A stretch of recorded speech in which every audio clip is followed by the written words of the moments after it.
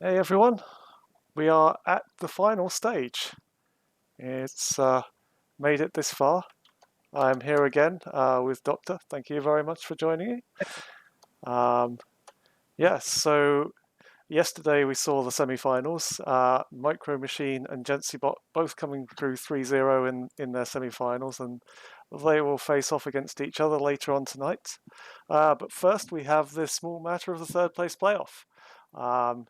Three-Way Lover and Mad AI both done extremely well to get to this stage. Unfortunately, couldn't make it through to our final, but they will fight off for a third place prize here. So yeah, it should be a couple of fun games. So let's look quickly at the statistics between the two of them, if we can.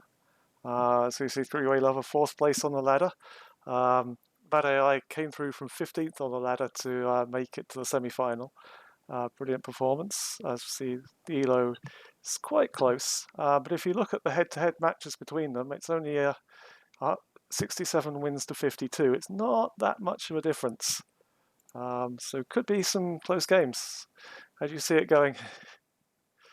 Honestly, could go either way. Yeah. I think Three Way Lover is a bit of a veteran, so I think it might have slight favorite, but we'll Yeah. see. I think you'd probably make Three-Way Lover the slight favourite. Anyway, should we get into some games? Yep. Cool. Are you good to go? Yep. Okay, going in 3, 2, 1, go. Okay, so up at the top left, we have Three-Way Lover. And then the bottom right, Mad AI. Yeah, so I've been told that your voice is quite louder than mine. Could you just say something quickly? Oh, hey, how's it going? Sorry, I'll just turn you down slightly. I only have one monitor, so it's hard to monitor chat.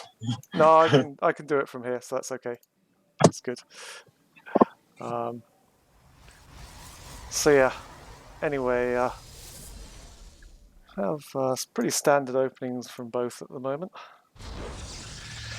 These bots are actually quite a good match for each other, I feel.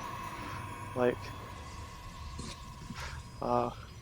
both have very similar styles. In fact, they have a few different strategies that they can take. As we were saying earlier, Mad AI does like to use a lot of machine learning and TensorFlow in his bot. I think that's probably going to help him.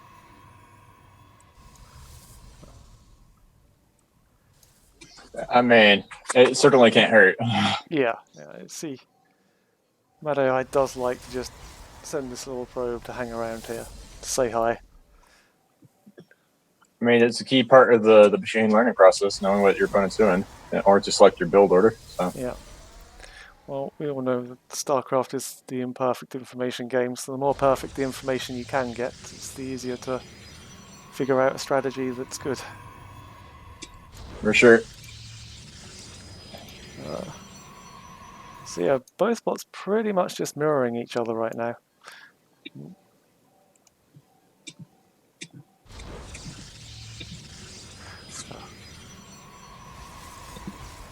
So yeah, apparently your voice is still louder, but we can figure that out after this game. Yeah, my fan on my computer is also probably pretty loud. I'm closing other apps. That's okay. I can sort it from here, Okay, cool. so that's fine. Really quiet. Nah, you go for it. It's fine. Like, No one can hear me. I'm sure. So it looks as if Mad AI is going for his DTs. This could be fun. We could The say, rush, the classic rush defend. yeah, into DTs. So DTs are a very straightforward game, oftentimes because they either have detection or they don't. Yeah, Um,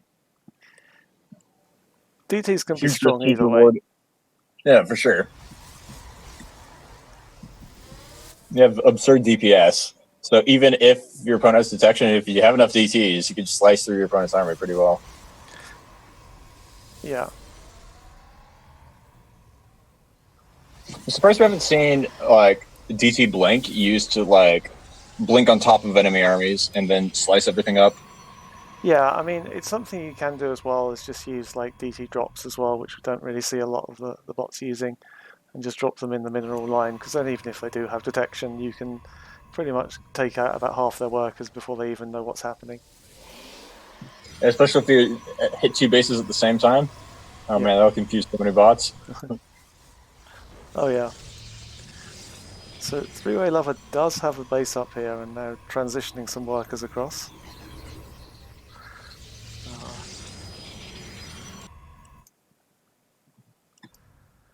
So there is a proxy out here from Mad AI. We'll see how he best uses that.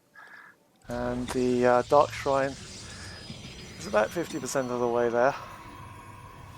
Question is, will you have observers in time? Uh, there's no observers out yet, I don't believe. No, definitely no observers for 311, but he does have a robo facility, so he can do that, get that out You pretty can, quickly.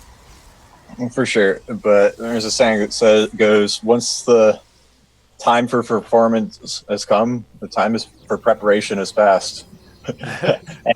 He's very closely having the time to perform. Like, can't build the observer when the DTs are already on top of you. Like, it's not No, quite the same level of effectiveness. definitely not. So the Dark Shrine is out, and we don't see any DTs coming in yet, and there's still nothing coming out of this robo facility. So it might not look that good for Three-Way Lover at the moment. Two DTs being warped now. They're coming straight into the base. And they just pass by this line of stalkers. No, Oh, yeah, that's really not good. no. But one did get in. So there's just this one Dark Templar here. He manages to kill the pylon though, so that's Yeah. good. Oh, but this DT is just massacring workers, and that stalker just doesn't even pay it any mind. And we can't. Yeah, There's just no detection here from Three-Way Lover, and I don't see him breaking that position there either. I was gonna say, like, he's gonna have to like get in a base trace scenario, but I look back at Mad AI's base and there's no way you're base trading that. They have equal Yeah, armies without the DTs, so yeah, and that's his army entirely gone. Um, and it's down to. Although actually they're on similar worker supply, which is weird because this DT has just been sat there massacring workers. Like he just needs to make an observer, and he's actually going to be in bad shape right now. he has Wouldn't be 30. ideal. That DT has 36 kills. 37. Oh, those poor workers. Yeah, it doesn't really look so good. No. Oh, yeah, DT's OPs. As we see another bigger attack now coming in from Mad AI with 3 more DTs there. Yeah, the finishing blow.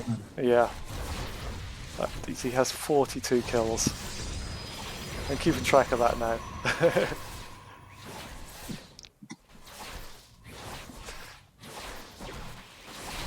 Yeah.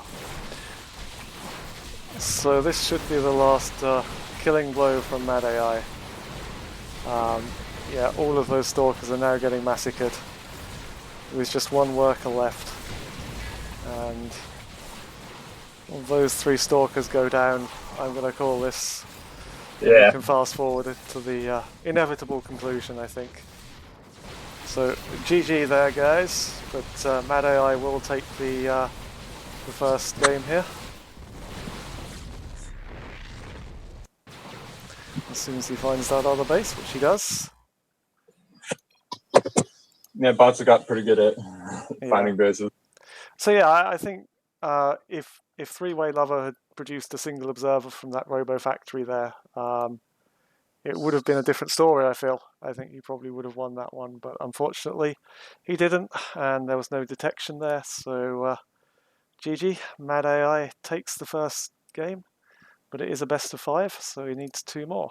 So let's move on to game 2 and see how we get on. So yeah, as I said before, it was pretty close in the regular season between these two bots, so it's definitely not a foregone conclusion just yet.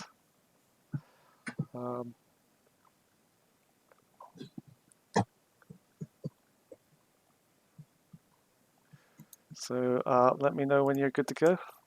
Yeah, for sure. Closing, reopening Starcraft now. Okay, cool. The older patch.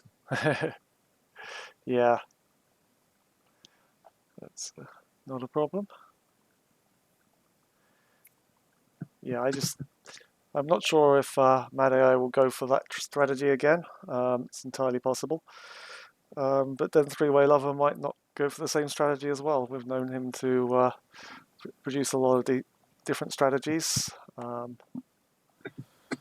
Real quick, which map are we doing? So this one should be World of Sleepers. It should be game 2. Okay, cool. For some reason, in the list in BattleNet, game 4 was appearing before game 2. I'm not sure why, so I'm just curious. Somehow there was like an order there that was getting mixed around or something. But yeah, I know it does that sometimes. But yeah, it's loading that. Cool.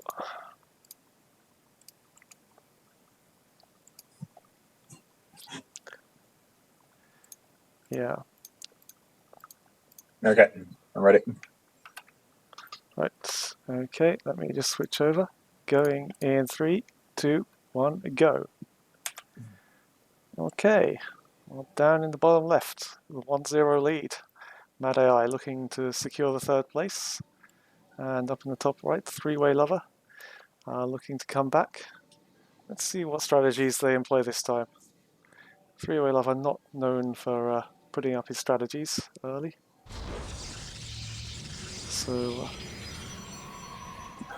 yeah, if it comes at all, sometimes he's known for being a little bit of a non-talkative. Yeah. At least that's what I've noticed. Yeah, I don't know. He's camera shy. Yeah, just a bit camera shy, I think. Maybe Ambushi can tell us why he doesn't like to talk. But see if Ambush is in chat. I think he normally is. But yeah, Mad AI is definitely someone who likes to tell us exactly what he's doing. So it looks like a different strategy. I know this opening from Three-Way Lover. He normally goes Forge first if he wants to try and entirely block his base, I feel. Which is normally signal for an air. Yeah, I think it might be that Tempest strategy. I am a huge fan of the strategy. I'm not a fan of the hard wall. No. No, I think the strategy is fine. It would be a lot better if you wanted to proxy there. Yeah, I've been thinking about it more. Proxy would be very, very good. But I think there could be an alternative to the build where you actually do march them across the map, and while you're doing the economic harassment damage, you expand behind it, right? And keep building more surrogates in your main, and it turns into like a harassment-based strategy that transitions into a micro game or macro game instead of an all-in proxy. Yeah, I think it has potential. Yeah, that could work, definitely. But again, you need to be able to get out and have that kind of macro back end to the game. So, yeah. So this time the 2-base Immortal build order is chosen from Mad AI. So Immortals possibly not good against Tempests. I mean, they'll take a while to destroy, but they certainly won't be able to win in the long game. For sure, for sure. He will generally still build Stalkers with this strategy, so it's not entirely Immortals. It's just probably not the best unit choice for fighting against an air-based strategy. Yeah, definitely. Sometimes I wish I could see what's going on in Mad AI's head, because he does use a little bit of machine learning, right? Like, what made him choose Immortals?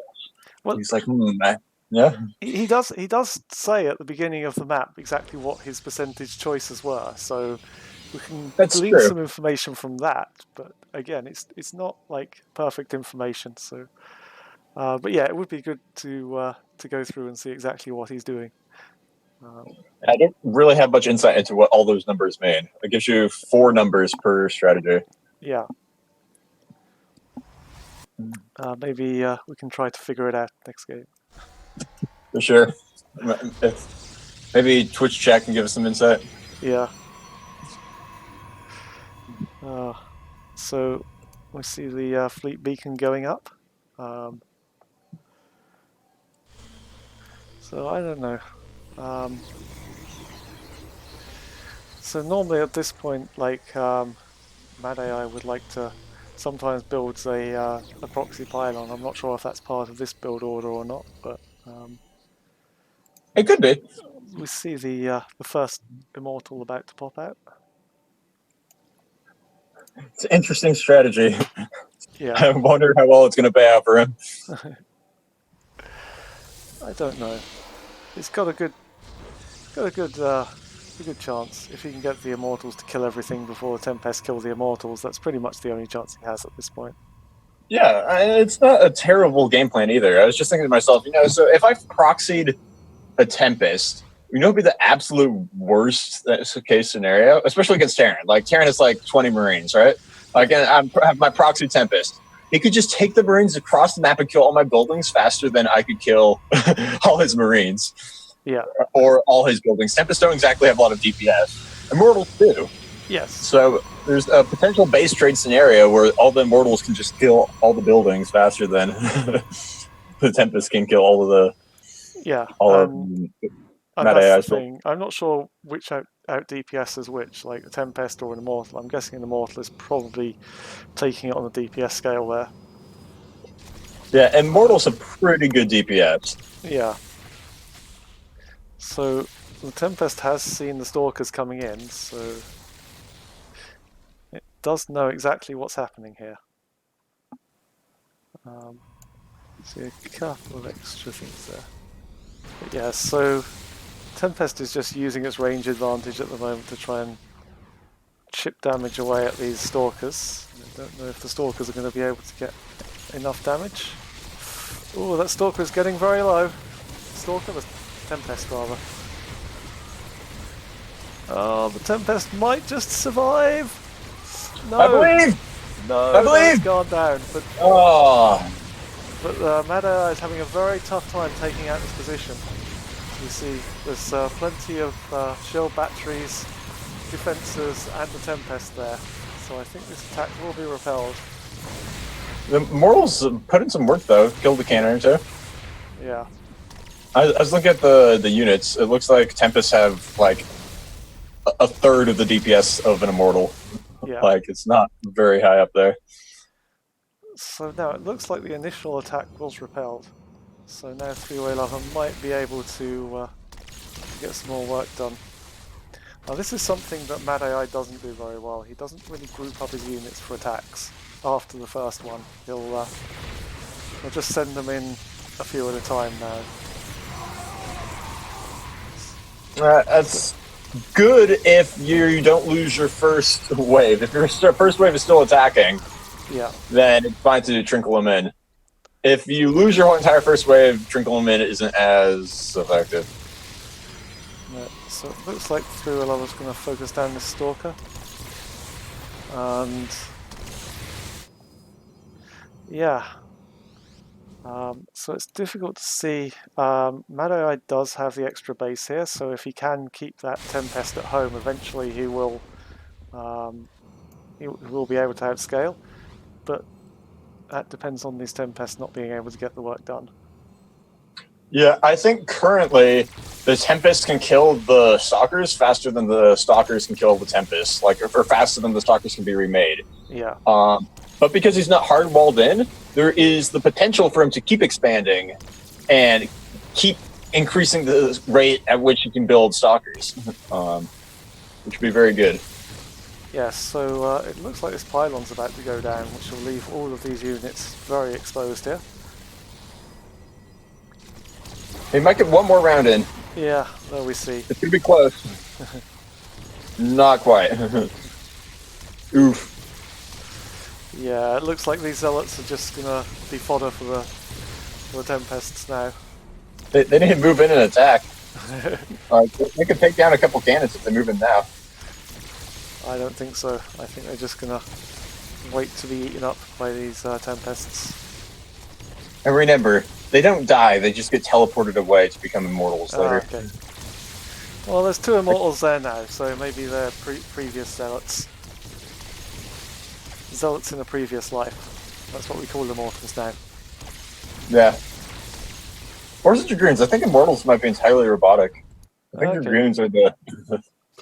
They're basically the same thing, though. We don't really have Dragoons anymore, so... Yeah, it's a sad time. They just get teleported away to eventually become a Dragoon, maybe, but probably not.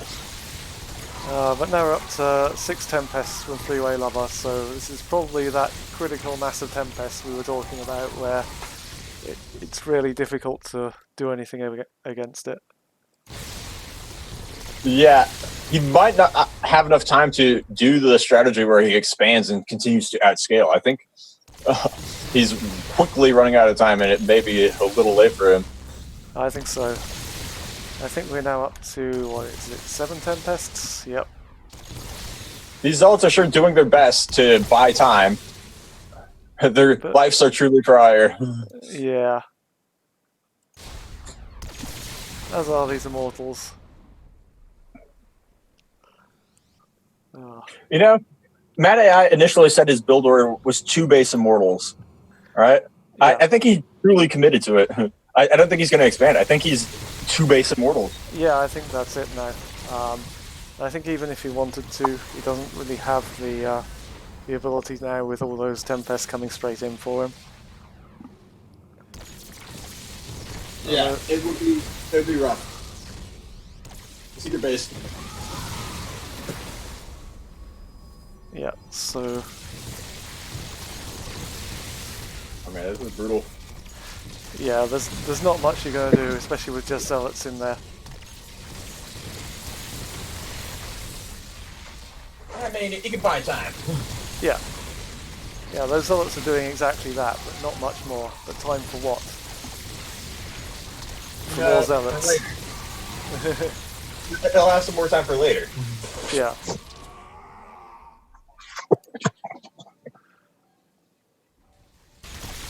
He really likes those immortals too. Aww. Poor immortals. Right. Okay, yeah, we'll probably fast forward this. I'm probably going to call this now and fast forward it if you've no objections. Nope. It looks like these Tempests are going to take out everything. And there we have it. So Three-Way Lover ties up the series at 1-1.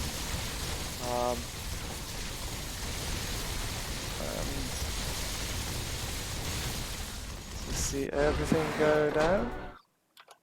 So that was an interesting game. I think we see definitely the build order works there. And by the way, you're upside down.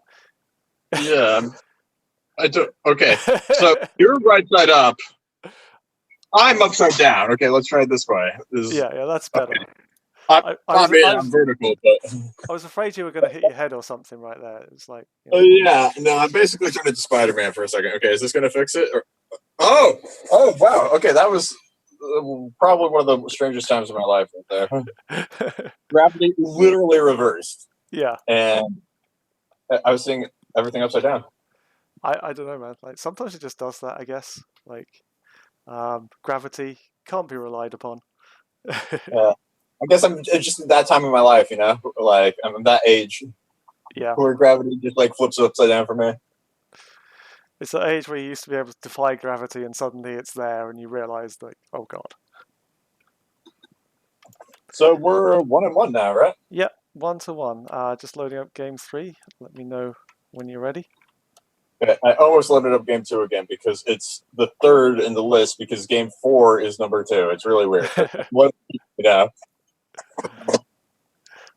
Okay. Just let me know when you're good to go. It's opening up. Cool.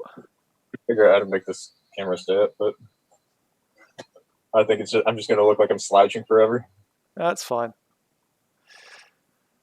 But yeah, so there we have a different build order. I think, like, definitely, if Three-Way Lover uses that build again, that would have beaten the DT build as well, quite handily, I'd imagine.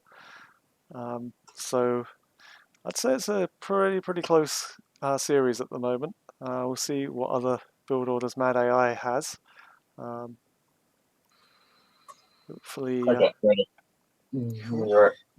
Okay, going in 3, 2, 1, go. Okay, so up in the top left, it's Mad AI. Let's see what he chooses this time. And down in the bottom right, Three-Way Lover. Professional win on the last game. Don't know if he'll use the same tactic or not. Maybe. I don't think he knows yet either. Yeah. So I don't know if Mad AI will learn from that as well. So we see he's definitely going out to scout again.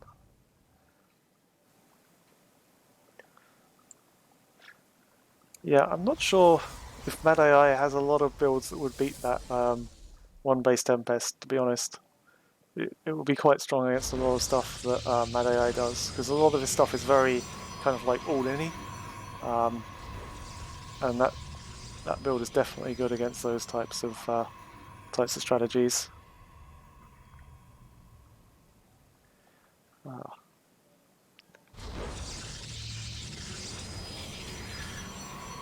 So I'm waiting to see here if the Forge comes out, because if the Forge comes out, I think we know that Mad AI is definitely going for his one base strategy, but it's not. Didn't Three-Way Lover at one point in time have a carrier build? Yes, even in this tournament, we've seen a carrier build from Three-Way Lover. I don't think it was very successful, though. I think he played it against Kagamine in the group, and I think Kagamine took that match. That's true, but that's a slightly different carrier build than the one we saw previously, right? Like, he had more than just carriers. He also had Tempest and other things mixed in. Yeah. I think didn't his original build like wall the natural off with cannons and just power up carriers on two bases? I'm not sure if that was Three-Way Lover. I think that might have been in the previous season. Not this season for sure, but Yeah. I'm just wondering, like, he's definitely mixed his builds up. I'm wondering what else he has to offer. Yeah. The Tempest is the most memorable one. Yeah, so this is, looks like he's going for Stalkers again. But the problem with this one is we've just seen Mad AI try to build his DTs again. So this, we'll see how this goes. See if this time Three-Way Lover can get an observer out.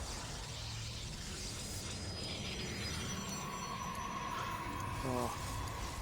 I'm hoping. This might be a replay of the other game. No, it's definitely a different game. Well, no, not a literal repeat, but yes, like yeah, strategy-wise. Yeah, it could well be. I haven't made the mistake of loading up the same one twice. It looks familiar, except they spawn on the opposite sides. Yeah. This time we have Protoss in the top left, and Protoss in the top bottom right. Yeah, PvPs, guys. So many Protoss. Mad AI is deciding to have his units dance anyway, so that's good. He definitely likes dancing and leaving all the dirty work to the Dark Templars. Yeah, so this is interesting because Three-Way Lover is building Immortals now, but I'm not sure if Immortals can get out of this base. I'm not sure if there's space. I think it would be very close. Yeah. Yeah, I'm not really sold on the concept of them escaping. No. So this is... Your Immortal's so fat he can't even get out of a wall. There's a Starcraft window created. But But then Mad AI is going to cut it pretty fine on that wall as well. I guess he can get round there. That's not a problem. As we see the Dark Shrine just about coming out now.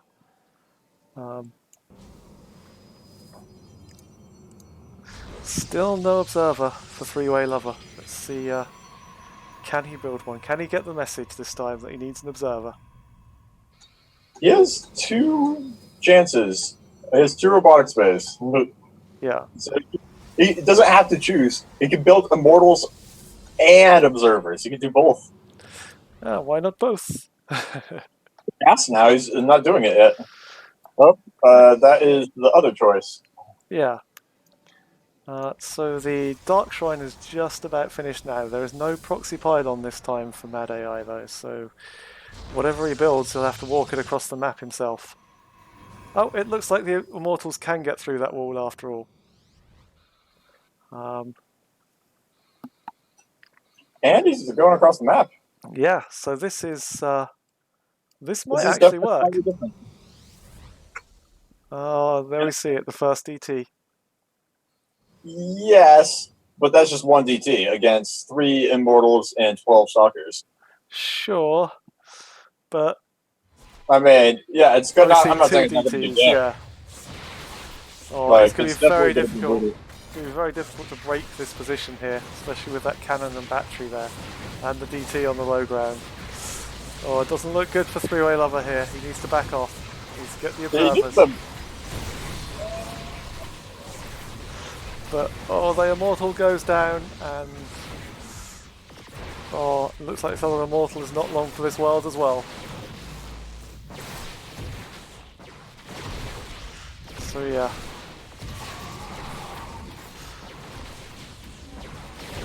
But yeah, it looks like Three-Way Lover's forces are just being decimated here. Immortal is doing some work on those Stalkers. Immortal there has got 3 kills.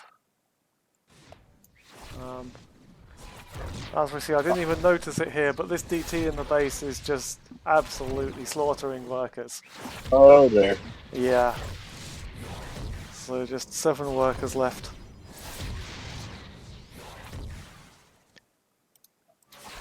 Yeah, that's not too many.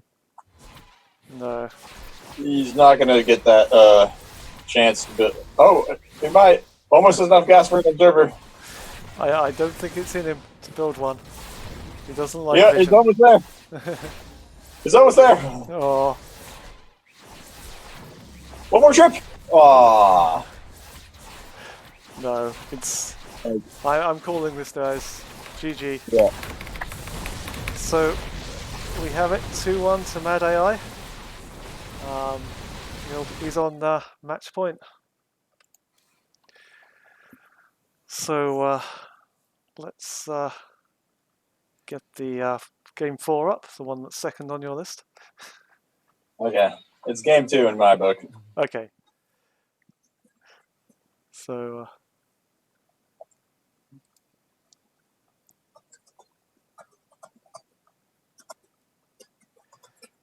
yeah. So I think Mad AI just needs to, if he can pull out the Tempest strat against that DT strat, that's probably going to take him the win. So we'll see how he does. It's been pretty tough for him up against without any vision on those DTs. But... yeah, 1 second. yeah, no problem.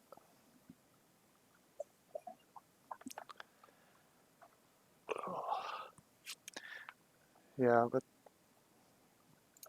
you're going to have a nightmare when you see the opening of this replay. Three-Way Lover has definitely got the advantage with the extra worker there. Oh boy.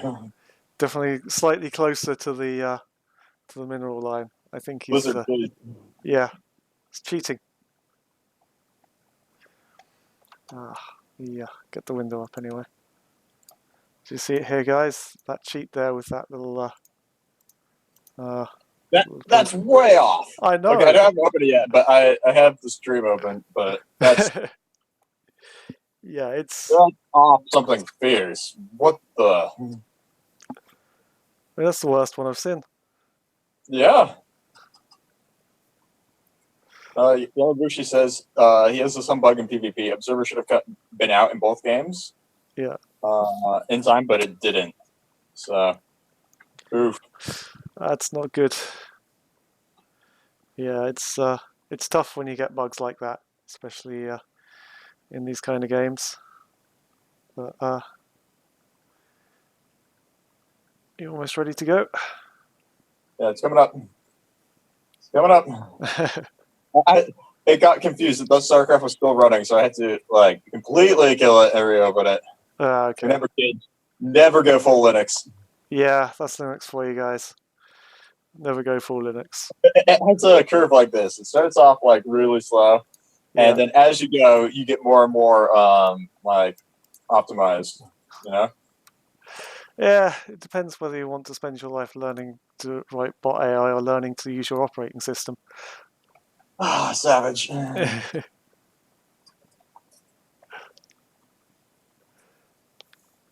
Yeah, I kind of like decided that like operating systems are not for learning how to use, they're for using. Yeah, I mean, you have a point, but I can like change all my colors in ways that you can't. Right. I got him, ladies and gentlemen. We got him. I could live without that. But I have all the colors. I don't just have like 2 or 3. I have like a dozen. Yeah. All the colors. And I have none of my windows overlapped. You know, like they're all like side by side always. Yeah, you know what I have? The... I have Starcraft open.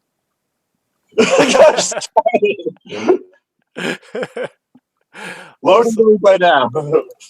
Okay, that's cool. Sorry, I've got a million of those if you fancy, but it's fine. Yeah, I can tell you have a very strong opinion of my choice of operating system. It's fine. Like people have a right to use whatever they like. I am not going to judge people for their choice of operating system. Secretly, I am, but don't tell anyone. Yeah, Yeah. I guess your actions. Okay, I'm in the game now. He's way off. I know, it's horrible. Okay, get to go in 3, 2, 1, go. Okay, so up to 2 to 1. It is Mad AI in the top left, looking to come back to force a final game. It is Three-Way Lover, bottom right. Three-Way Lover's author Yamabushi is in chat and he's saying Linux rules, so I guess you got one on your side. I just need Madman to come online now and tell us how much he loves Windows.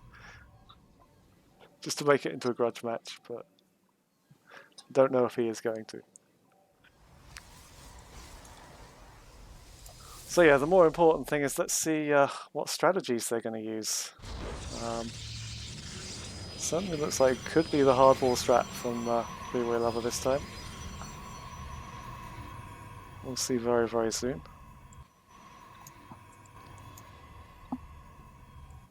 We won't have to wait long for Mad AI to tell us his strat. And I think we see the Forge coming out, so it does look like it's a very possibly going to be that Tempest strat. I'm hoping. Yeah. I'm a huge fan of the strategy. I don't like the hard wall, but I've said it many times. I love the strat. Definitely a fun way to play. Might try on PvP one time, like just to see if it works. It works better if you proxy. Yeah. But it is way fun. Yeah, definitely. So it looks like that hard wall is now trapped in Mad AI's probe as well this time. I'm not sure if that happened last time. But... Yeah, the question is that good or bad for Three-Way Lover? I think it might be quite bad, especially if he gets his Stargate up before that probe dies to the cannons, which is probably going to happen once those cannons pop out. Yes. I mean, he's going to lose the probe, but like, it's going to make a better decision. Yeah. With So now he has rush defend into void rays.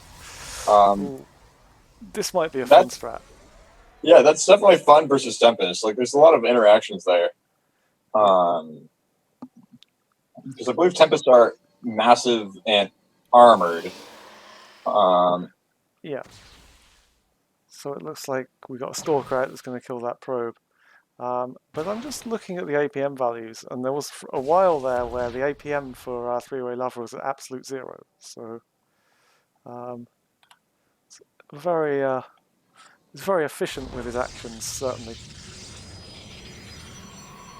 Yeah, bots are kind of like the reverse of people, where the lower the APM you have, the more impressive it is. Yeah. Like, I think both bots are actually quite low for bot levels. I mean, obviously for human levels that's still very high, but for bot levels that's actually quite low APM. So doing quite well on that score.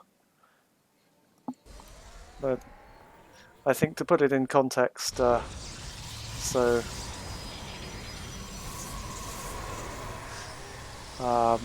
put it in context, I think some of the Strelok had APM up over 100,000. Those replays were like 100,000 megabytes, too. Like, that was Yeah. a bit absurd. Oh god. Like, the game would physically lag. Like, our computers are pretty good, but like, with that much APM, like, it was really struggling to like play back the replay. Yeah.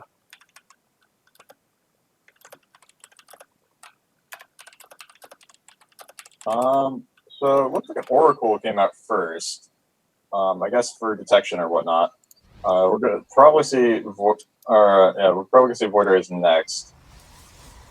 Yeah. The chat's saying that Void Rays aren't super good against Tempest, and I would generally agree, because like the Tempest can just kite the Void Rays forever. Yeah. If you've got the micro to be able to use them properly, then you shouldn't. The Void Rays should not get in range, because Void Rays aren't that fast. I think they are slightly faster than the Tempest, but not too fast. But we see Mad AI might be doing some harass here with the Oracle round the back. Or we might just be leaving it there. Here we go. Let's see if this can get some work done. Looks like 4 workers there taken down from Mad AI. Not too bad. Oh man, that Oracle though. Yeah. Oracle did some work. Yeah, I think that was 4. So, It's like a total of 5 workers have gone down this game. yeah. So it's coming back in. That's 6, 7, 8, 9, 10. So I think we had 11 there. Wow, that's quite an impressive little harass there from Mad AI. Certainly something we've not seen. Yeah, that's quite a lot. And he's hiding in the area of vision where Three-Way Lover can't quite see it.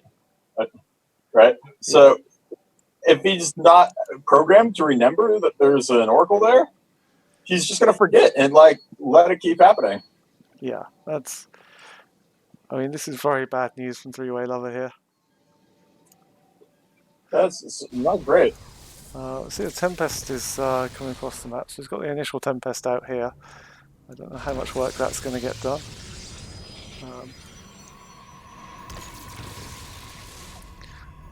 There's quite a lot there. But that Tempest needs to just stay there and do the harass. He's backing off quite a long way every time. I didn't see... Oh, I think a few more of the workers might have gone down from Three-Way Lover. I must have missed that. But Yeah, I mean, he's lost like, what, 16, 17 now? yeah. So yeah, 17 workers have gone down from Three-Way Lover. Ooh, not good.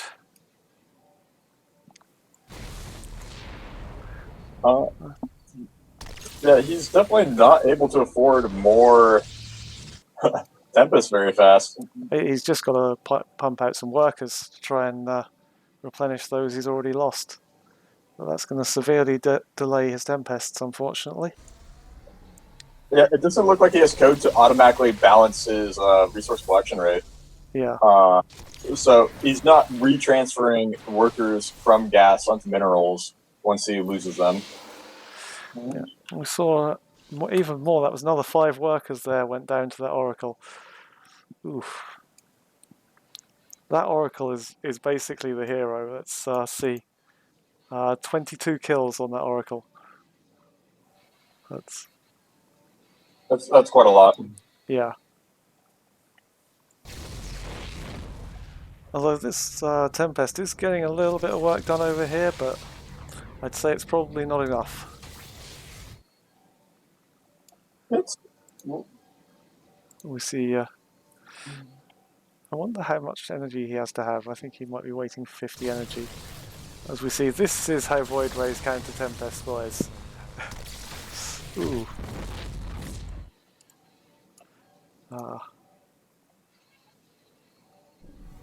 Here we go. See how much this Oracle can get done this time. Hero Oracle, even more work is down. Oh god. And finally, is he going to go down? Oh, so close. But that Oracle's now up to 28 kills. That's insane. And they're all workers. Wow. So poor three-way lover. He does have quite a big solid defense here, but nothing behind it, unfortunately.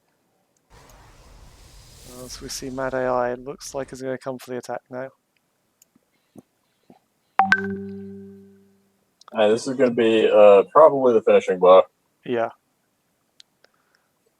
Not rebalancing gas and minerals really hurts, but I don't think that's really what lost him the game here. I think if you lose that many... Yeah, if you lose that many workers to a single Oracle, you're going to be in trouble. Yeah, he built all his cannons at the front of his base. If he had like one cannon, like behind, yeah. Oh, he's gonna get it. Oh, there we go. It looks like But now. it's a bit late for that. Yeah. So that shield battery is trying to heal things up, but it's not making a difference. And I think it's going to be very easy now for Mad AI to come in here and take all this out. GG, boys. GG. I'm gonna call this fast forwarded. Well played. Mad AI will take the 3rd place. That's a $100 prize, and obviously the rest of the prize and kudos that goes with 3rd place in our tournament. Congratulations to Mad AI. Three-way lover, brilliantly made bot. Congratulations, Yamabushi, on making it to the semi-finals. Unfortunately, not this time for you. We'll see next season. So yeah, it comes down to our final. Before we get to our final, there's a few other things to take care of.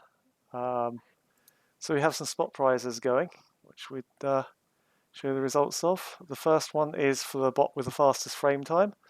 So we've just seen Mad AI take the 3rd place. He will also take the prize for the fastest frame time as well.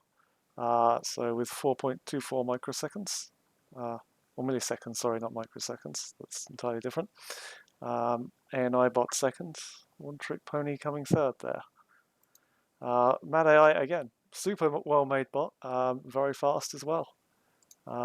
So next up is for the most unit kills over the course of the group stage. We just done it over the group stage because obviously that way all the bots play the same amount of games. Top of that pile is Kagamine with 1520, followed by additional pylons, Gentsi bot in 3rd place. Interestingly enough, Micro Machine, who was our other finalist, was 3rd from bottom on the number of unit kills. So a very not a very bloody bot, but certainly very effective. For sure. I wonder how much of that's correlated to game length. Yeah. Micro Machine definitely likes killing people fast. Kagamine likes taking his time a little bit. Yeah, definitely. I also wonder how much is correlated to what race you're playing. Because like if you're Zerg, that's one less Zerg to fight against, you know. Yeah, And Zerg's gonna make a zillion Zerglings, but no. yeah, definitely. So the other two spot prizes we have are for the best new bot. So this time the best new bot, I don't think there's really too much of a dispute about this. Gensi bot made it to our final. Brilliantly made bot, and he will take the prize of the best new bot. The other one we may have more of a debate about, which is the most innovative strategy. I don't know what your thoughts are on this, Ra. Um, Cyclones. I do like the Cyclones. Strelok has a really good strategy, but I'd like to throw one more out there that seriously impressed me, even though he didn't get a lot of wins. Spiny was, with his spines across the map, was actually quite something that I don't think we've seen too much of before. So possibly that. What do you think? And that's a fun one. Just the spine crawl map. Yeah, that's very good. Yeah. So I'd actually like to, if you agree, feel free to disagree with me. I'd like to give it to Spiny as our most innovative strategy in the tournament. I mean, it's hard to build Cyclones as Zerg, but I think Spidey's a good one to give it to. Yeah. So congratulations, Spiny. I'm sure you'll be back next year and hoping to push a lot more strategies at our way, and we'll be very impressed by it. But now we come to our grand final. And two bots, Micro Machine and Gensi Bot, let's take a look at some of the statistics. They were ladder rank 1 and 2 all season on a massive collision course towards this final tonight. ELO, oh wait, that's wrong. I was going to say that seems the same. Yeah, that should be 2024 because it was exactly 400 points above that Micro Machine finished. Sorry, slight mistake there. Quickly, quickly fixed. Don't worry. So they shared 294 matches. It was actually the most played match on the ladder. 194 wins going to Micro Machine, 98 to Gensibot with 2 draws in there. So yeah, it's I'd put Micro Machine as a slight favourite, but happy to be proved wrong. So anyway, let's get into our game 1. Okay. Let's see. With my Starcraft window. I'm really looking forward to this finals. It should be great. Like something I've been massively impressed by is Gensibot's defense.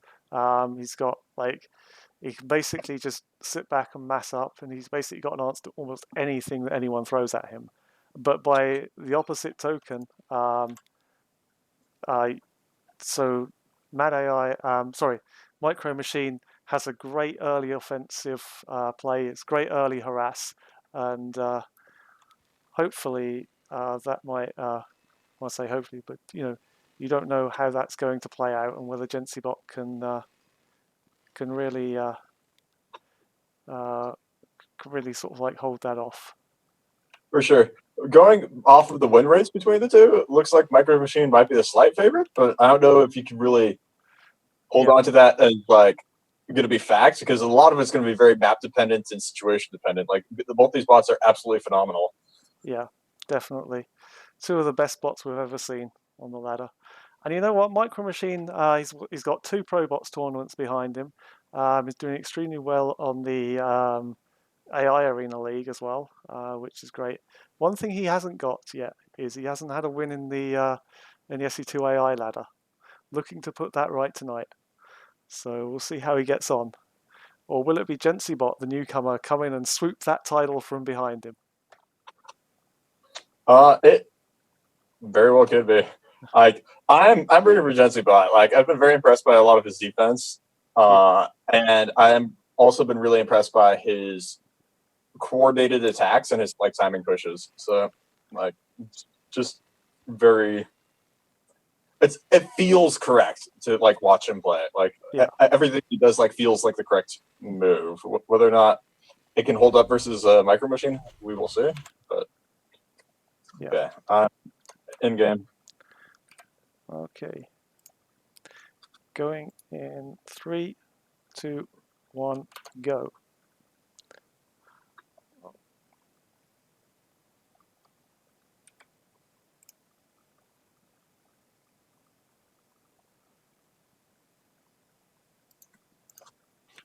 Okay, sorry about that, guys. So yeah, up in the top left, it is Micro Machine looking to looking to take his first SC2AI ladder title. Down the bottom right, GentsyBot. He is looking to swoop that title away, as we say. His first season in SC2AI ladder. Can he take the title that has so far eluded Micro Machine?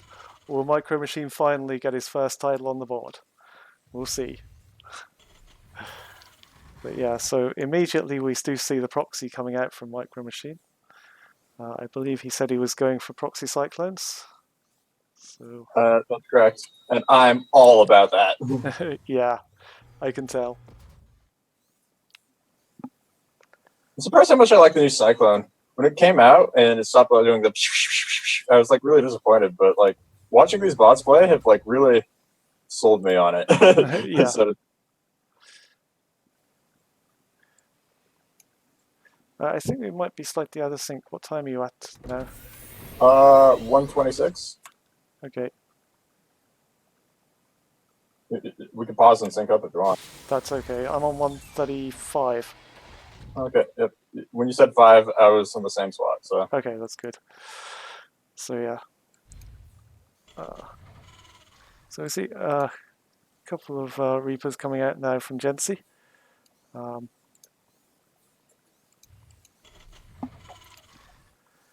So he's got that fairly good wall up. Let's see if we can. Normally, Micro Machine will send a Reaper across, and here we see that. See how GentsyBot's famed defense. his Reaper is slightly later, which is actually kind of a good thing in this case. Oftentimes, like people like to send the Reaper right across the map, and if you do that and the enemy Reaper gets in, like you're kind of posed. Yeah. Yeah, that was brutal. Like Micro Machine, in a very uncharacteristic manner, lost his first Reaper. Yeah, we don't see that very often. Maybe it's finals nerves. Nerves coming through in the final, guys. It can happen to even the best of us. See the bunker up now. I think GentsyBot knows that he's going to come under a lot of pressure. So he wants to try and make sure that that is counted as much as possible. See the first Cyclone coming out almost.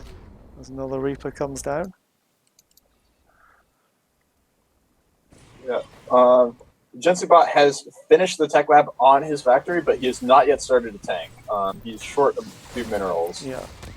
He definitely needs one at the Cyclone. Well, he has a bunker on the ramp, so he might be able to get by even without. Yeah. But well, it looks like the second Reaper might be going down here for Micro Machine, as it does. Wow. So Micro Machine detects the air units coming in. See now the Cyclone and Barracks play that Micro Machines become so famed for. So nothing really coming in yet. There is the tank out now, so hope he should be able to repel this, I guess. But he needs to take those Marines back and just let the tank do the work. yeah, he really does. Shooting barracks is probably not the best use of these Marines. Looks like he's figuring that out now and running away. Yeah. He's got the tank there and it is siege, so he needs to just either move that tank closer to the high ground over there and use it to take out those Cyclones, but it doesn't look like he's doing that at the moment. Losing all these Marines is actually really bad. GentsyBot really likes having nice, crisp timings to attack the enemy, and if he just keeps losing all these Marines, his timing is going to be that much weaker. Yeah. It's certainly going to come across a lot later, I feel. But this barracks, it looks like that might end up getting taken down here. There's not that many units in the area. As I say that, we've got Cyclone and a Banshee coming through. Let's see if this Banshee can get much work done. And immediately we see the Raven. That Banshee is not going to be able to hide at all. And even worse, the Cyclone just about survives. Yeah, he got him. Oh, he got him. Yeah. Looks like finally the barracks is going down. Wow. Yeah, but at what cost? I think we can say worth. Yeah, it's actually not too bad. Look at unit lost, or resources lost at least. Yeah.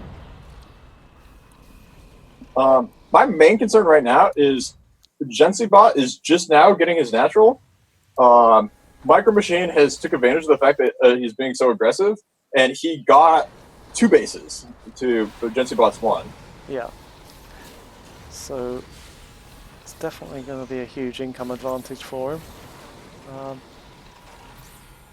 Although, interestingly, not a huge worker advantage. 6 workers extra for Micro Machine, so it's a little bit there, but not insurmountable.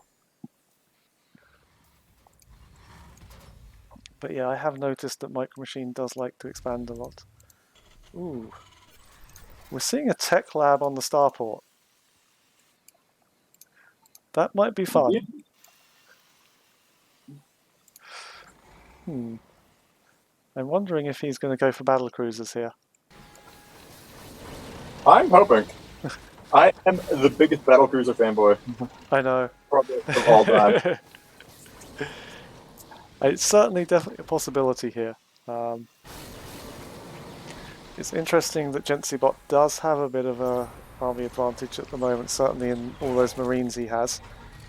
And those Vikings are pretty devastating on the Banshee with the Raven around as backup.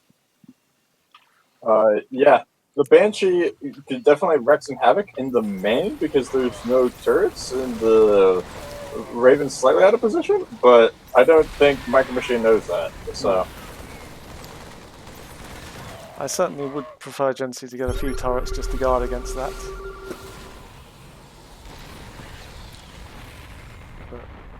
I would definitely like to see Gency get a... Oh, and there he goes. I was going to say get a 3rd base. He's on the way now. Yeah, so that Income lead favors Micro Machine just by a little bit, but the supply of both players are just pretty close. Yeah. So I think there's a slight army advantage here for Gency. If he might have an advantage if he tries to come across the map right now, but it's all dependent on picking up those cyclones. For sure. I would recommend against going across the map right now, probably. I mean, he could. I just don't think unit comp versus unit comp really favors going across the map right now. It would be a very slow push. Because the cyclones can just pick everything off as you go. Yep, we're seeing it. There's a battle cruiser on the way. Oh, I didn't see. Oh, there is a battle cruiser on the way, guys. GenCbot. I was just thinking to myself at the start of this game, oh man, this bot would be so sick if you just turtles into battle cruisers. And I was just thinking maybe I should like bring my bot back and make it like GenCbot except with battle cruisers. Actually, there is no longer in YouTube. No, it's a battle cruiser from Micro Machine. Sorry. No. So all that information about go Gency getting a battle cruiser. I would love Gency to get a battle cruiser. I'm so happy, but I'm also very sad. Oh. So, battle cruiser is almost online. But I don't know how it'll fare, because there's a whole load of Marines and Vikings around. So, I feel like Gency should have the answer to this. We see it pops out. Battle cruiser operational, guys. Oh, that Reaper did not like that. No, he did not.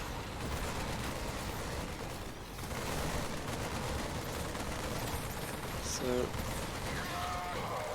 the micro on these cyclones here is so good, especially when fighting those Marines. Yeah, he keeps bringing his Marines a little too far forward, I think. Yeah. Oh, is that Raven going to get taken down? No. Just He about. might. Oh, save the day. Just in the nick of time. Yeah. You see the battle cruiser now coming into play. Yeah, I'm starting to get a little worried for Gensi. Yeah. Micro Machine might have to be called a Macro Machine after this game. Macro is going out of control. How many bases does he need? This is insane. All of them. Wow. As a fellow battlecruiser player, the correct answer is all of them. But that's crazy. How many, like 6, 7, 8 bases? Yeah, Wow. I mean, you don't need them all this early, but you need all of them. That's insane. Oh. You can't, like, Micro Machine's micro is perfect against the tanks. Like, Yeah. he won't ever get in range. Like, there hasn't been a single tank volley. The tanks are just there for positioning, acquiring the next base one at a time, but he just hasn't ever gotten in range. Yeah. Well, this is it's looking pretty good at the moment for Micro Machine, but what a battle. Oh, the tanks actually have gotten a fire or two. Yeah. So they may come in range, but they're slowly creeping forward as the battle cruiser jumps away. So it's slowly creeping that line forward from Gensi.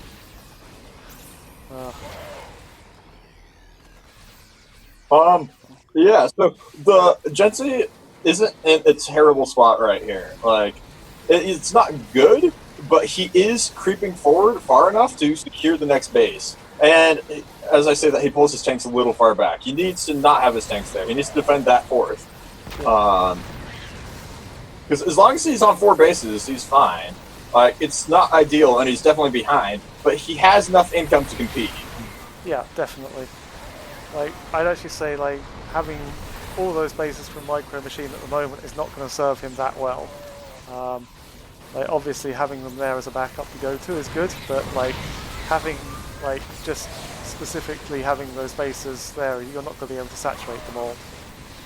Oh, As we see 2 battle cruisers going down. Wow, that's a big pickup from Gensi. okay, that's savage. Okay, Yeah. I was so worried that Gensi Bot wouldn't have any chance against the battle cruisers because the battle cruisers will just get value slowly over time. Those Raven disables were absolutely savage. Yeah. It really levels the playing field here. So now we see them coming in again to take out that battle cruiser. Oh, did he get it? I didn't see that. I think Genspot might have just picked up that battle cruiser just as he was jumping out, which is another good pickup if he did. But yeah, it looks like he did. So he just needs to keep pumping out those Vikings, and that will deal with those battle cruisers no problem. The Vikings are like the unit to have in TVT. Yeah. If you have air superiority, your tanks are going to do absolute damage. If you're against mech, landed Vikings actually do pretty good because Vikings get bonus damage against mech. Like, it's not like maybe your first pick, but they're actually decent units, even landed. Ooh, let's see Yamato come out. Oh, and the battle cruiser this time jumps away in time. So, and is he going to get that one? Another battle cruiser goes down, and Gensibot is slowly pushing across this map. He is. The problem he has now is he needs to find a base he can take. He has Liberator range and, like, Liberators now. Like, he's actually getting to the point where he can, like, just force him back. He's doing the slow push. He's doing brilliantly now. He's taking out the this factory here, and he's going to be able to. He could just loop back and take either of those 2 bases at the 7 o'clock or the 3 o'clock base if he wanted to. So, Micro Machine's kind of gone off the rails in terms of his macro. You don't really need that in TVT. You need 4 bases and eventually a 5th base. My main concern right now for Gensibot is where is he going to get that 5th or 6th base? If Micro Machine takes all of them and mines them, there's going to be a point where there's going to be nothing left for him. Well, I think we're seeing it right here. So there's one base being built here. I'm not sure if that's being built by Micro Machine or Gensi. But we are seeing a pretty decent number of battle cruisers now coming in from Micro Machine. See another one jump out. That one will go down though. So that was good. And this one, it looks like it's going down as well. So another battle cruiser taking out. And wow, this is an amazing first game, guys. This is so much action. Yeah, no, this is absolutely phenomenal. This is what when the Starcraft API came out. This is kind of what I envisioned it looking like. Just like perfect micro by both sides, seeing everything absolutely going crazy. I mean, I'm finding it difficult to keep up with all the action guys going on here. We see another battlecruiser, it just about jumps out. And here we go. And this one, looks like that might be on cooldown as well, but no, that's gone. So GenCbot is now pushing out, and it looks like he's going to take out this base here. So Marines are coming through. And wow, GenCbot really now, I think, has a stranglehold on this game. He has an advantage, yes. Yeah, I'm trying to think of how Micro Machine can come back. The battlecruisers just aren't getting value. No. His main advantage is the economy, and he has all the economy. He does, but it's slowly getting taken down. We've seen 2 bases now being taken out by GenCbot, and it looks like another battlecruiser is being forced to jump out. But yeah, it's going perfectly with his battlecruiser jump outs, but still there's a few being taken down. The Ravens are no longer existent for GenCbot, meaning the Raven to disable the battlecruiser to let it teleport away isn't a thing anymore. As long as Micro Machine has good control with his battlecruisers and always teleports them away, and not bringing them in while they're on cooldown, like we just saw there, he will slowly gain the advantage. Because if he doesn't lose the battlecruiser, wow, it's so cost effective. They just kill things. Yeah, we see them taking out these Vikings now. That might be that's big. That means GenCbot is down to almost 150 to supply, and all those Vikings are now gone. So here is Micro Machine's chance. He can do some serious damage here as he's taken out this base here from GenCbot. So can he push this advantage now? I think Micro Machine might have just broken him. Wow. Yeah, it's looking very bad for GenCbot. GenCbot's definite main weakness is well, I mean, these bots are so close, I don't know if they have a main weakness. But what's definitely hurting him this game is he is not macroing quite as hard as Micro Machine does. Yeah. Which just means if he loses a single critical base, it hurts him so much more than like the 3 or 4 bases, or 2 or 3 bases that he took out of Micro Machine. I would say as well though, he still does have a pretty big bank, so he can still rebuild. So it's not completely over here. If he can get a couple of Ravens and build up a nice Viking supply, there's still hope for GenCbot to come back in this game, but it does look like he's taking a significant deficit at the moment. So, he needs to build more starports. Yeah. For late game TVT at this point, 3 starports is pretty iffy. You need at least like 6 or 8 or something. Like at this point in TVT, starport units are what matter. Battle cruisers, Vikings, and Ravens. That's basically it. Marines only exist because like you only have so much gas, and you might as well just build them. So GenCbot is starting to rebuild, but as the battlecruiser ports back in over there. But it does look like Micro Machine's now taking out the 4th base of GenCbot here. There's some nice Yamutos come through. The Yamuto. The tomato gun. I've heard Yamato and Yamato? I think... Have I heard a tomato? Yeah, just call it tomato gun. It's fine. Yeah, the tomato gun. But it does look it's pretty devastating to these Marines here. So, look at the APM though. Micro Machine is up around 90,000 APM right now. And I'm not convinced it's all going to waste either. Yeah. No, it's definitely not all going to waste here. Like, the main problem is Gency needs another base. Yeah. And there's no bases to take. Yep, Micro Machine has them all. So greedy. Why do you need all those bases? Doing a good job fighting against Micro Machine and trading effectively, but he needs another base. And it looks like this one on the right side of the map is the one he's going to try and fight for. This is going to be basically the final stand. Because if he doesn't get this base, and if he doesn't get more money, he's broke. This is what he had. Yeah, that huge bank he had just a few minutes ago is like completely dead now. Like that's completely gone. He's still got lots of gas, just doesn't have the minerals. But it does look like he's forcing them back. Not letting me down at all. Wow. This is amazing. This is one of the best bot games I've seen. This is just a crazy, crazy game, guys. This is two bots fighting out the peak of bot performance at the moment. Like, this is an amazing game. But it does look like Gensibot is able to secure this position. Now, can he secure it, and can he get rid of those three battle cruisers there? He has cleared out Micro Machine from this area, but I don't think it's quite his yet. Until he's mining, everything he's done so far doesn't matter. He's just landed it now. He needs to transfer some workers. He has 33 at this base over here. What? Come on, transfer workers.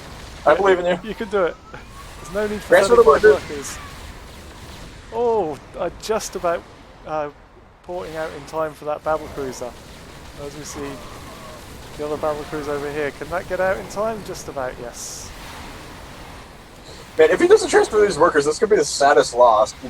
Oh, I hope he will. But it's not safe for those workers to transfer over there at the moment because there's so many battle cruisers. They are, but it's their only shot. Like, in order to make it safe, he needs the money, and he does not have the money. And, he's doing it. He's doing it. Yep, there's a few going over there. So I think he was just waiting for it to be quote-unquote safe. I don't think it's safe, guys. I don't think it's safe. Oh no! Poor workers. As we see this other He base. could transfer more than 11. He could transfer half the workers and still be like double fully saturated. Yeah. But at this point, I think he's I think got it's it. looking very grim here for Gensibot. But what a fantastic first game, guys. We could be in for 5 of these. This is amazing. Micro Machine pulling out the battle cruisers in the very first game. And it looks now as if Gensibot is almost finished. Down to just 6 army supply, 20 workers. But wow, what a hell of a fight he did put up.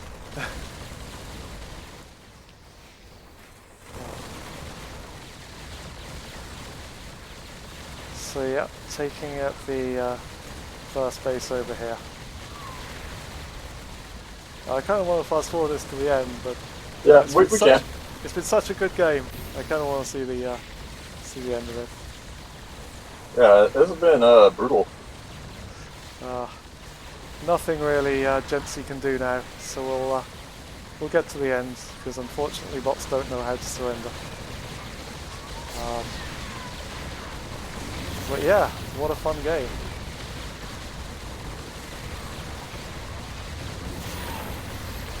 As Micro Machine will end the game by taking all bases except for the main of Gensy. Micro Machine really reminds me a lot of my bot, or what I was trying to do. We'll call Reapers it is the battle cruisers.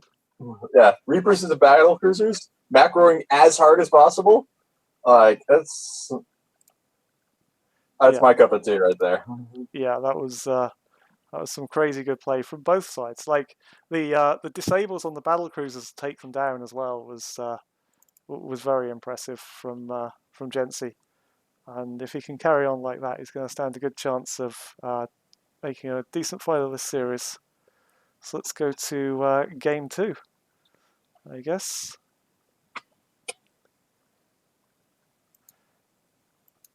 So let me know when you're ready to go on that one. But yeah, I think that has to qualify as the best bot game I've ever watched, actually. Like, yeah, no joke. I mean, we had some really, really good games with Perfect Split last tournament. I remember we done some of those were absolutely fantastic games, but that was so close right to the end. Gensibot ended up taking out a few of Micro Machine's bases there, and wow, that was some game. Give me a shout when you're ready for the number 2. See if we can beat the excitement of that. Yeah, it's Windows Gate. Yes, that's correct. Man, that was amazing. It's really inspiring, man. To just bring back Young Junior and not do imitation learning. Yeah. Wow. Yeah, you should totally do that. Beyond Junior has been missed on the ladder, so I might just bring him back. Update him, take advantage of battle cruisers moving and shooting, and see what happens. Yeah. Die to all the Wicked Rush bots because I don't have any defense for that. But yeah, that's good. Oh. Yeah, I might have to port him to a different language. But anyways, I'm kind of ranting. Yeah. I'm in the game now. Cool. Okay, good to go in 3, 2, 1, go. Okay, down the bottom left, as coming off a loss in the first game, but putting up such a good fight, it's Juncybot. And up in the top left, we have Micro Machine. You've got to be feeling good after that first game there. Yeah, no, I'm messaging all my friends to like check out the man. Yeah, check that out. If you've never watched another bot game in your life, check that one out because it's it was like we were saying beforehand, the immovable object against the unstoppable force. So wow, no, honestly these games can go either way. There's so much interaction. Like the thing that was good about that last game is there wasn't any point where it's like, oh man, this bot's logic is just there's no answer for it, Yeah. I was worried the battle cruisers were going to be because most bot games are decided by that one thing the other bot doesn't know how to handle. Yeah. So I was worried the battle cruisers were going to be that one thing. And no, it's like, bam, disable, shoot it down with the Vikings. Like just hit the disable, shoot it with the Vikings. Yeah, so I think good. Both bots had every answer to every strategy that was thrown at them. So that's fine. It was just a couple minor errors that like compounded over the course of the game for Gensi. Yeah. Like base placement, like, and not expanding quite fast enough, but also not even. He did fine off the 3 starports. It was actually pretty good. Yeah, I think like it wasn't the not expanding fast enough that was the problem. It was that Micro Machine just took all the bases. Like he didn't have anywhere to expand to, and if he takes his army away from the front line to try and take out one of Micro Machine's bases so he can expand, then he's basically going to leave himself open for a frontal attack from Micro Machine. As we see the Reaper coming in here, slightly more effective than the Reaper in the first game, I'd say, but still getting taken down. Yeah, man, these Reapers do nothing against Gensi-Bot. Yeah. Gensi-Bot's sparing no expense for gas. 1 base, 2 refineries. Let's just go get that gas right now. Go, go, go, go, go. Yeah. Fully saturated refineries. It's a little much, but I can respect it. I think it might be a tactic that he wants to throw out. We'll see if there's anything interesting there. So the idea behind getting the double refinery before expanding is so you can get a tank out really fast, right? Or like you get the factory up and you build something with it. I just think he's being a little eager with it because now he's sitting with 300 gas, 50 minerals when his. Yeah. He just needs a few more minerals. Exactly. If he was different worker allocation, we could have the tanks out. Yeah. Anyways, I'm just nitpicking at this point. Both bots are so good. Yeah, I see the Cyclone coming in here with the barracks. Ooh. Does like to get a few Marines, but 3-shotting those Marines, there's just no way you can get away from them.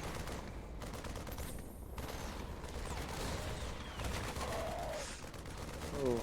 Yeah, that Cyclone does look like it's getting a few kills. 3 kills from Marines, so not too bad.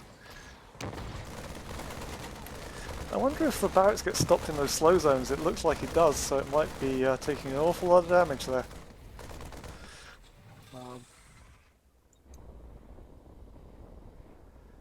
So yeah. So we see the proxy cyclones coming out.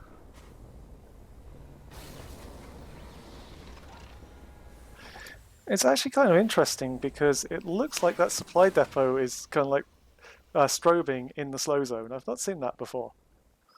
That's really funny. Yeah.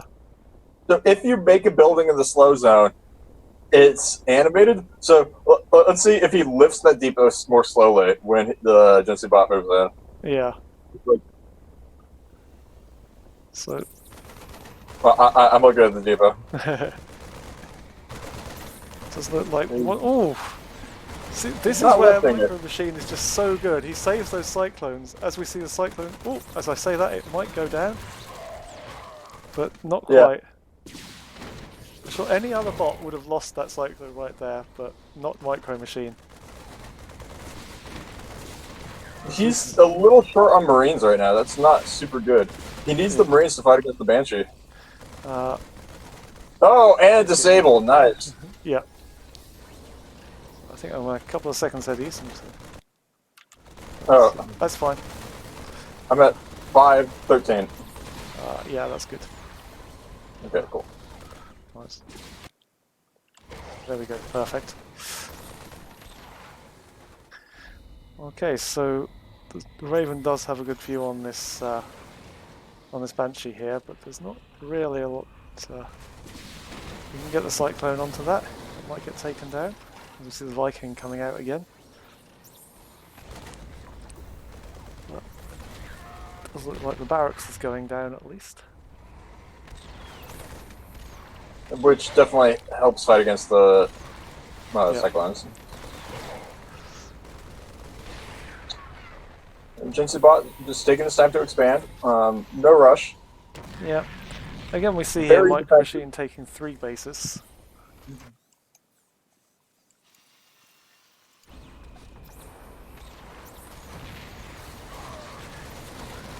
It's very similar to the bot I had on Flutter. It's so fun. Yeah, it just doesn't go. It has no reverse gear. Way better. I'm just amused. His bot is better than mine's ever been, but yeah, it's like the thing that's impressive about Micro Machine. It just doesn't have a reverse gear at all.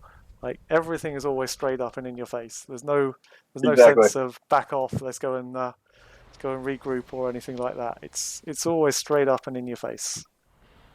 And 100% full steam ahead. He's always in your face, always slowing you down, and always macroing up stupid hard at home. Yeah.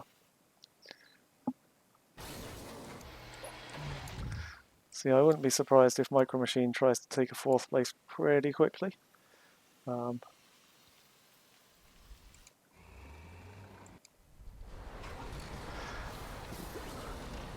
those Cyclones are very good at just staying right outside the tank line. So let me just... he can't actually see the tank, so it's even more impressive that he's not going in there. Yeah, that's impressive. You see the Banshee getting taken down. Ooh.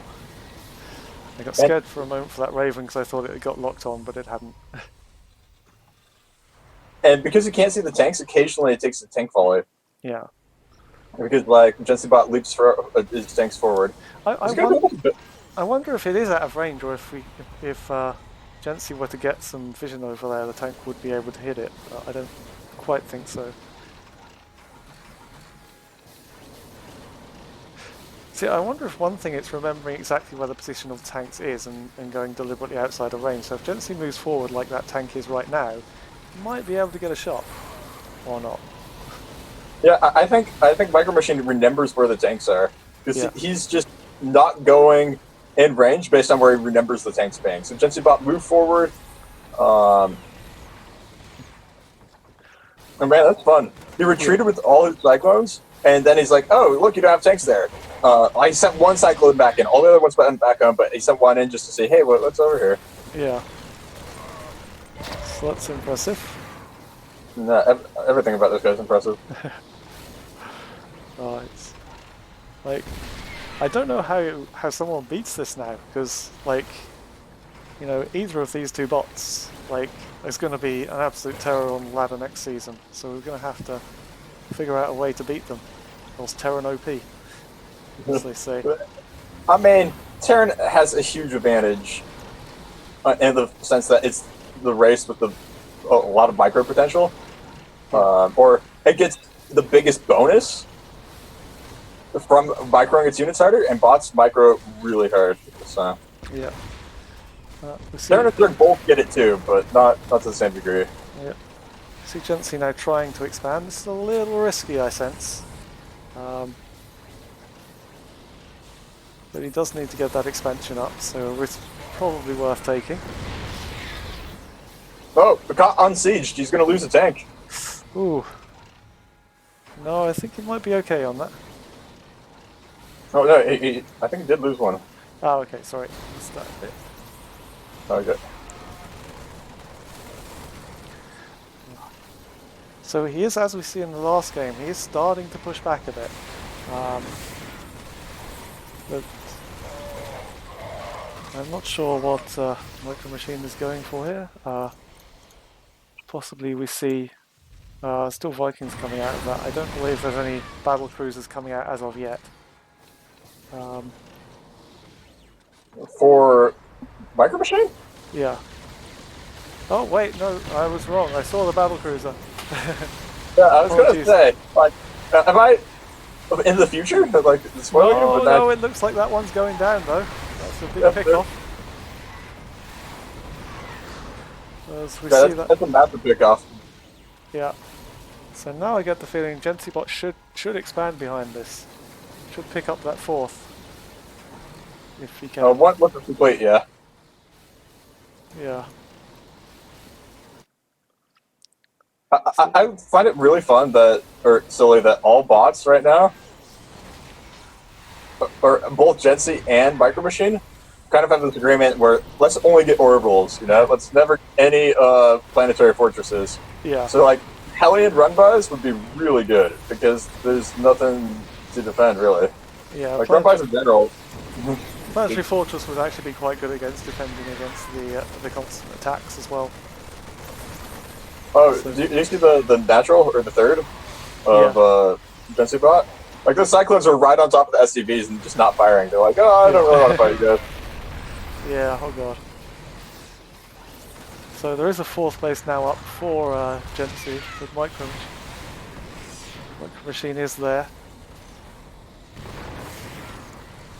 You see Gensi probably can clear out this position, I feel. Just needs to move those tanks a little bit closer. Yeah. I like how Micro Machine was fighting the third, and then just kind of like circled around to the fourth, and just like start harassing there.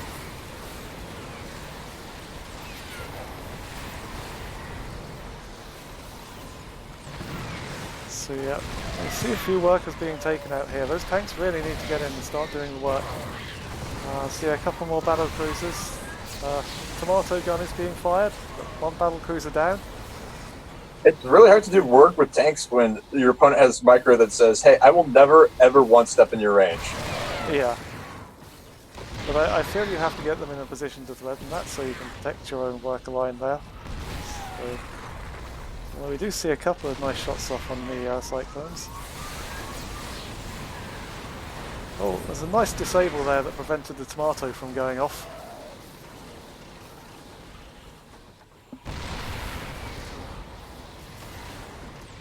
The Yamato tomato. Yep. That's what they call it. Micro Machine is not stopping the macro at all. Not slowing down. Not taking his foot off that gas pedal. I mean, he has so many bases right now. These Cyclones in the mineral line are really doing a number on him. Like, they have like 6 kills each. Yeah. Like, he's not hurting for workers right now. Like, it's 70 to 80, but like, it's just like it's gotta be so annoying for him. Yeah. I think that was another battle cruiser we saw get taken down.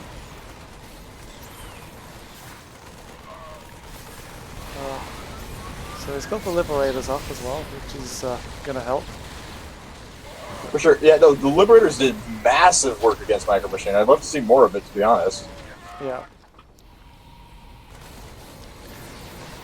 But they are very vulnerable if the battle cruisers get in range, so that's the problem. Yes. It is a problem, yeah. You would hope that this massive Viking lead would help with that, but it's hard to say. Yeah. So it does look again like Micro Machine is now getting on top of this base here from Gensi. Can Gensi come over here and drive him back before it takes out the base? I don't think so, but... I think you can save it. Yeah. So... it's gonna be close. So something we didn't see last game from Gensi was a 5th base. Like, if he can get this up, he might be doing better than last time. And he might very well get it up. It's burning, he needs to start repairing. He needs to get back there pretty soon. Because you see the workers coming out there to try and help, but I don't feel like they're going to be doing a lot of help there. It just takes one. Go down. Oh. It just takes one. Yeah. It's gone down, so yeah. So he wasn't able to really secure that position. But wow. Again, we're seeing these battles, these pitch battles that are just lasting and lasting and lasting. This is an amazing fight again. I mean, what games we're seeing from these two bots? Yeah. Jetsubot needs some like backup bases, I think. Yeah. To like fly in immediately after. I mean, Micro Machine has got as many bases as you need, really. Like that's where his strength is going to come from. But both bots have a pretty decent sized bank. So Gensi's like really impressive. Like he's doing a ladder and he's crushing it. yeah. We see Micro Machine is coming in here and threatening this fourth rather. You see the refinery taken down. Yeah, losing refinery in TVT really hurts. Is that? Gosh darn it, Micro Machine.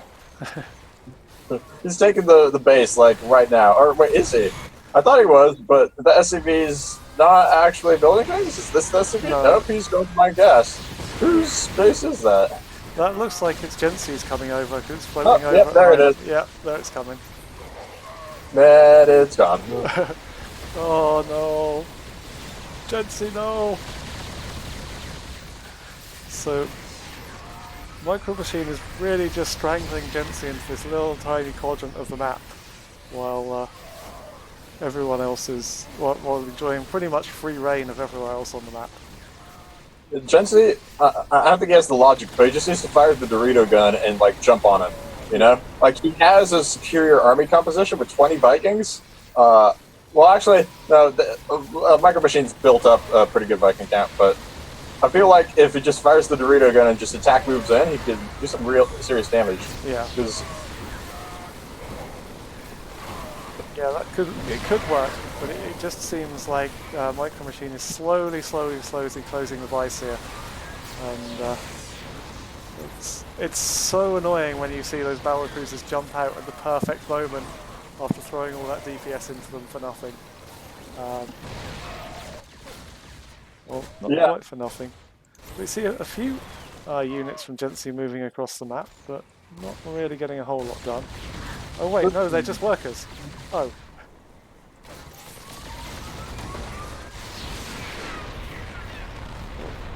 It does lose a single battle cruiser there. Yeah, I think Gensi's basically mined out soon. Yeah. So look at those poor Marines, not long for this world. So Raven might go down here. Yep. That's going to be problematic, so no more disables from the Raven, unfortunately. And that's going to give the battle cruisers pretty much free reign.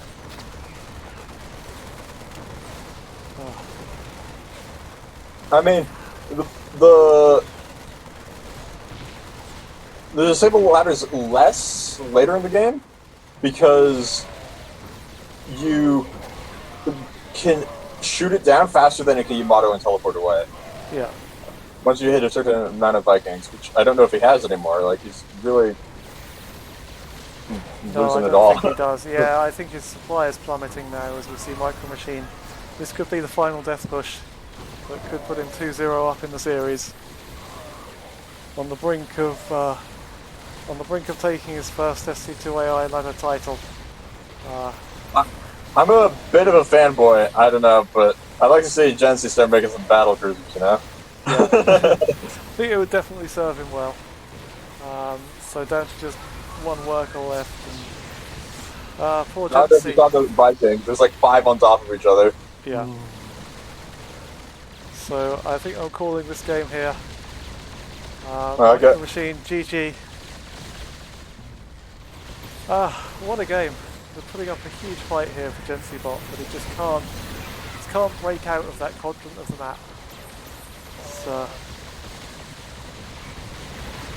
It's well played from Micro Machine, and he sees him on the brink of taking that title he so craves. So let's see. He needs one more. Gensi Bot needs to take the next 3 in a row to possibly take this series. I believe in him. Gensi Bot can come back. He's a great bot. Very well made. So the third game is the one on Ephemeron. I'll just load that up now.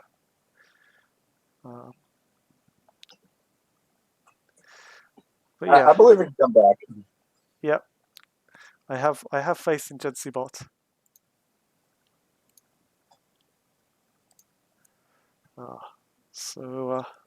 But yeah, another fantastically exciting game. I feel that Micro Machine's control of that game was a lot stronger than the first one, certainly.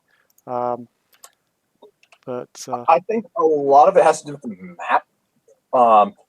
It was so hard for him to get a 5th base because of the geometry of the map. Like Micro Machine's attacking from all angles, right? And yeah. there's no like Jetsybot really likes consolidated choke points and just camp and position his tanks. And because of the geometry of the map, it's hard for that particular strategy to pay off. So yeah, certainly. So it's one of those things that he has such great defense of the area defense, and if Micro Machine tries to push into him on that surface, he's going to have that huge advantage. Where he can actually set up a defense, he's good. Where he has to actually defend the whole map, it's very tough for him. So, but yeah, we'll see how he can do in the next game. Give me a shout when you're good to go. it's loading up now. Okay, we're in. Okay, going in. Wait, a sec. I'll put it on. Going in 3, 2, 1, go. Okay, so down in the bottom right, sorry, we have Micro Machine. Looking to take his title. It's a long road back here from Gensibot, up in the top left. But he won't give up. He will be there. And who knows? He's got the chance to come back into this one.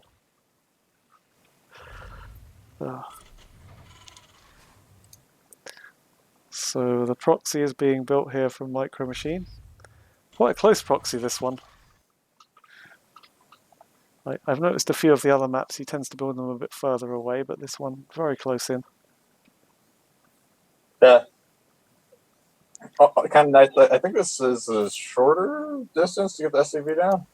Yeah. I don't think that matters too much, but the chat's saying that they don't think the proxy is going to survive for long. No. We'll see. We'll see. You never know. I think if Gensibot finds this quite early, which he may well do, then he's going to be put in a good position. Yeah, he definitely can. Doesn't Jensibot like making that first Reaper and then scouting around for proxies? Yes, he does.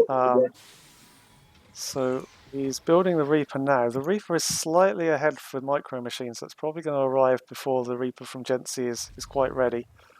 It kind of messes Gency up a little bit. The fact that he has to defend the Reaper and he never actually scouts for the proxy. No. He does actually get a scouting SCV in those, so maybe he might sniff this out. But the Reaper is getting in now, and we're still yet to see the first Reaper from Gency. Ooh, as we see it come out now, but I think he lost one worker there. Yeah. He actually did lose a worker. Yeah. So not ideal, certainly, but not fatal. Yeah, for sure. That bunker is in a spot that's going to be difficult to defend against Reapers. Just because of that huge jump up area. Yeah. But it's not the end of the world. He hasn't really made that big use of the bunker. Like, his Reaper's control good enough that he doesn't actually need like a bunker to defend against Reapers. He can just no, I mean that's something that micro says the micro machine. Yeah. Yeah. Yeah, it's strange because he's out microed the micro machine, but hasn't been able to out macro him so far. Yeah, it's you got to change his bot name. Yeah, definitely. Second Reaper coming in here, and I don't think he's going to be that successful with it. No way out, I'm afraid, little Reaper. And Gency bot doing the let's pull all the boys to repair every little bit of damage to the buildings. I mean, it's not quite all of them. He does probably overdoing it slightly, but you know, still. So we see. That's still like 50 to 75 minerals that like could have been his. Yeah, I guess so. So one thing that has probably held Gency back a bit is this obsession with killing the bunker. It's costing him a lot of Marines. The bunker, sorry, the barracks. Yeah, it's true. It's not bad to kill the bunker. In fact, I think it's very good. I just don't think you should go on the low ground to try and achieve it. No, definitely not. So we see a couple of Cyclones pushing in here.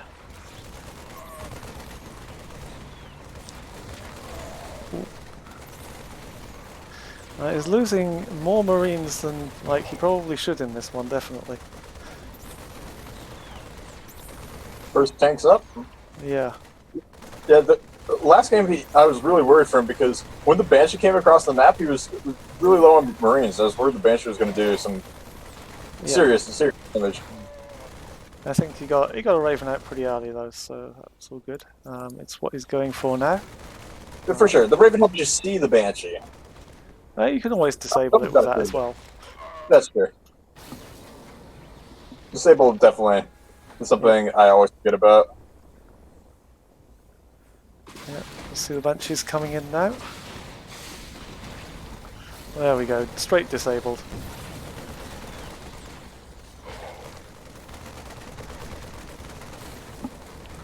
It just takes so long to kill this barracks, and so many Marines. Yeah, probably losing a bit much. Yeah. I wonder if he throws disable onto the barracks where it stops it from making the units which it's not actually making. I don't know, because I know you can't disable the buildings, can you? So I don't think you can. no. I mean, you would think you can because they can move around and they kind of feel like a unit, but... Yeah. Oh, that Cyclone got it demolished. Oh no. That Banshee, the Raven just about survives though. The worry thing here is that Gency Bot still doesn't have his second base up. He's just about going for it now. But it looks as if Micro Machine has a bit of a stranglehold on this position, so I'm not sure if he's going to be able to get that second base up.